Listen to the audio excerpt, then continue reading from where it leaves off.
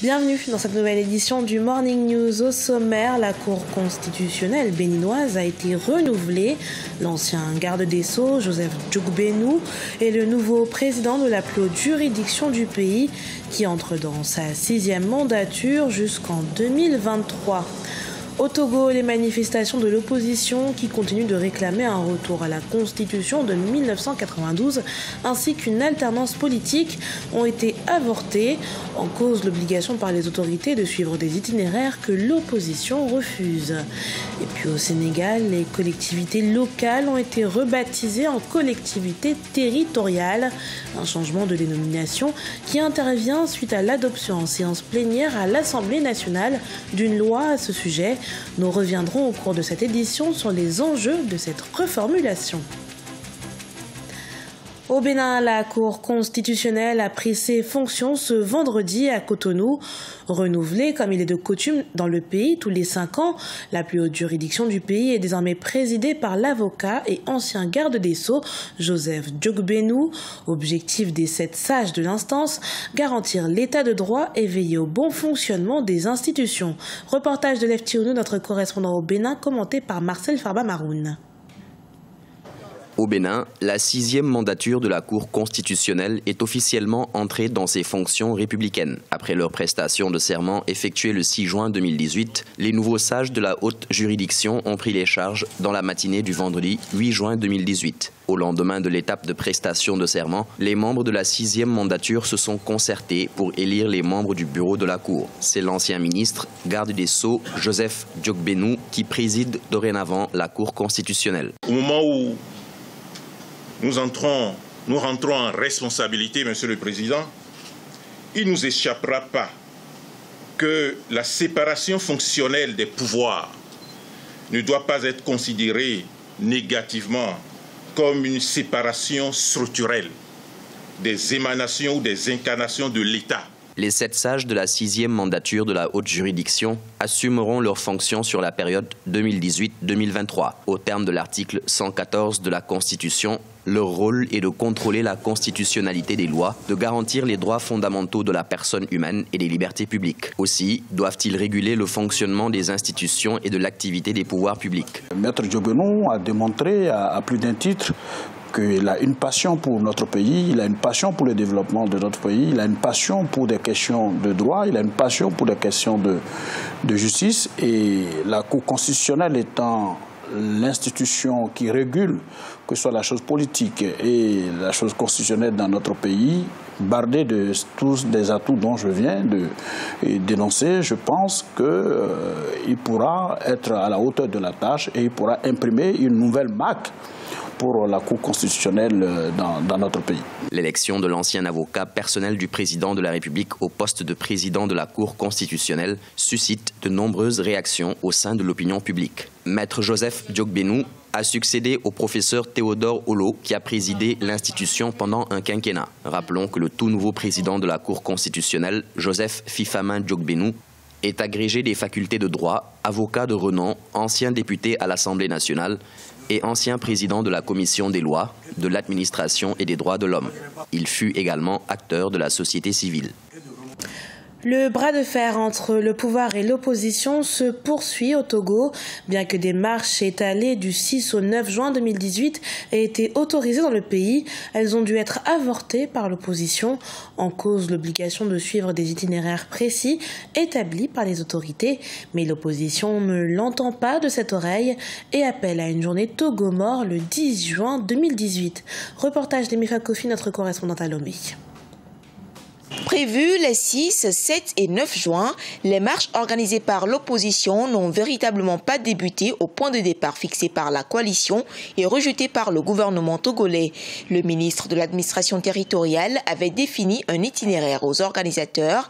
Face au refus de respecter les itinéraires du gouvernement, un important dispositif sécuritaire est déployé à Lomé et à l'intérieur du pays, dissuadant ainsi les manifestants. Une fois encore, le régime a étouffé les manifestations et que nous tenons à protester contre cette manière de violer un droit constitutionnel, eh bien, nous appelons toutes les populations, sur toute l'étendue du territoire à se préparer pour observer un mot d'ordre de Togo mort le lundi 18 juin. Face à cette situation, seul le dialogue reste pour beaucoup la seule issue à la résolution de la crise togolaise. Ce dialogue entre les émissaires de la CEDEAO, le pouvoir et l'opposition est loin de rassurer, surtout quand il s'agit du 4e mandat du président Faure Gnassingbé. Dire à quelqu'un aujourd'hui que dans 18 mois nous partons, déjà les caisses sont vides, vous voulez que les caisses soient trouées avant que les gens ne partent. Et quand tout est trouvé, il n'y a plus personne.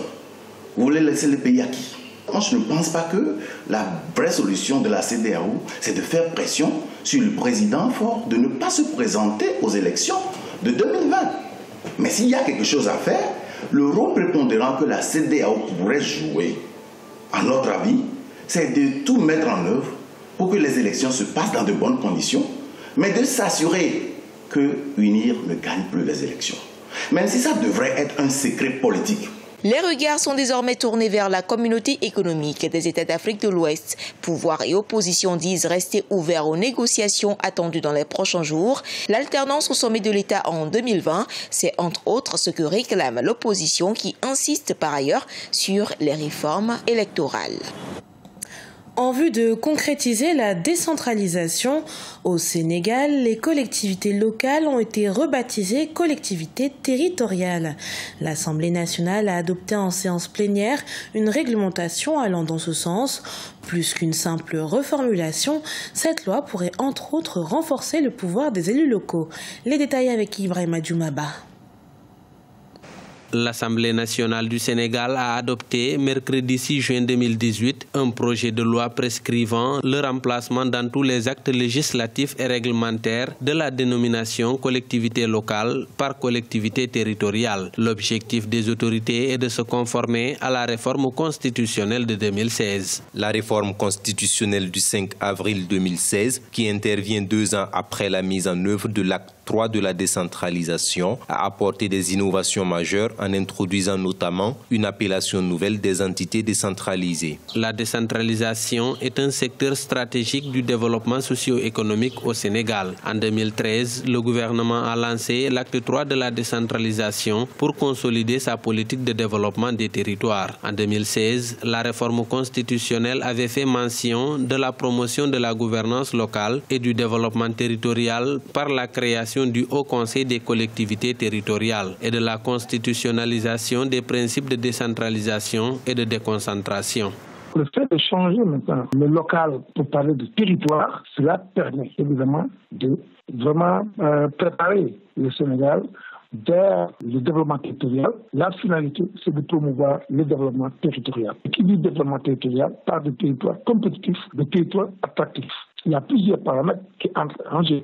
L'innovation, il y a la formation, il y a l'identité territoriale. Depuis le dernier découpage administratif intervenu en 2008, le Sénégal compte 45 départements et 557 communes. Alors que l'Agence nationale de l'aménagement du territoire prépare la conférence territoriale qui est prévue courant 2018, rappelons que le développement territorial est en cours d'expérimentation à travers le projet Pôle de développement de la Casamance. Dans l'actualité également, la Banque nationale de la Guinée équatoriale poursuit sa stratégie d'expansion et pour ce faire, l'institution bancaire sera bientôt installée au Cameroun. En atteste la rencontre entre une délégation équato-guinéenne et le ministre camerounais des Finances, Louis-Paul Motazé, rencontre à la suite de laquelle le Cameroun s'est dit disposé à accueillir l'établissement bancaire. Corinne Kamsefem.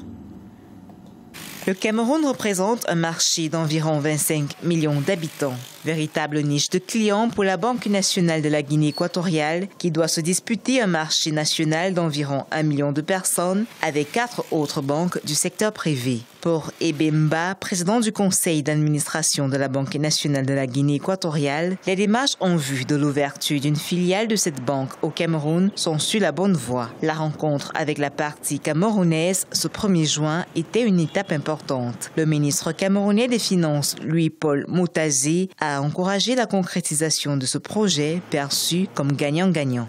Une nouvelle banque qui s'installe au Cameroun, c'est une offre supplémentaire de financement de l'économie, notamment en direction des PME qui ont plus que jamais aujourd'hui besoin d'être accompagnés financièrement. Une nouvelle banque qui s'installe, c'est le réseau bancaire qui est renforcé et comme vous le savez, la solidité du réseau bancaire est un indicateur, est un des gages de la solidité d'une économie. L'Afrique centrale dispose d'une monnaie unique, des institutions bancaires régionales et des outils communs de supervision.